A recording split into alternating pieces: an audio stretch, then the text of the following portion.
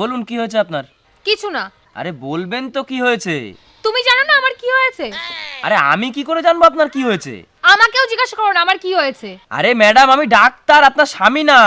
চিল্লাও, তুমিও চিল্লাও, আমিই তো খারাপ। আচ্ছা আচ্ছা ঠিক আছে, সরি, মন খারাপ করবেন না। আমার সাথে কথা বলবে না তুমি। আরে ম্যাডাম এত টাইম নেই আমার কাছে, এখনো পেশেন্ট বসে আছে, তাদেরকেও দেখতে হবে আমার। হ্যাঁ, আমার জন্য কেন টাইম হবে তোমার? আরে ম্যাডাম আপনি আপনার প্রবলেম না বললে আমি চিকিৎসাটা করব কি করে? হ্যাঁ, আমারই তো প্রবলেম সব। আরে প্রবলেমটা তাহলে কি? হ্যাঁ, আমিই প্রবলেম। হ্যাঁ সেটা তো আমি দেখতেই পাচ্ছি। এই কি বললে? কিছু না।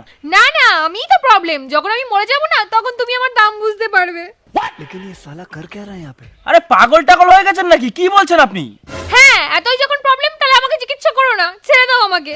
আরে আমি ডাক্তার, এরকম ভাবে কোনো পেশেন্টকে আমি ছেড়ে দিতে পারি না। বলুন কি প্রবলেম হয়েছে? আমি বলবো না। কেন বলবেন না? কারণ তুমি অনেক মহিলা পেশেন্টদেরও দেখো।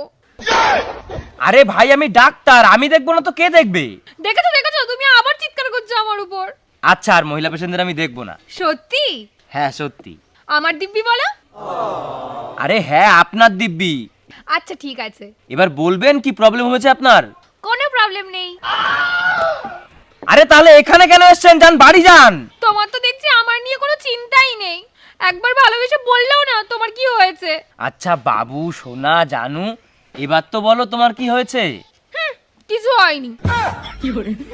ভাগ ভাগ ভাগ ভাগ ভাগ।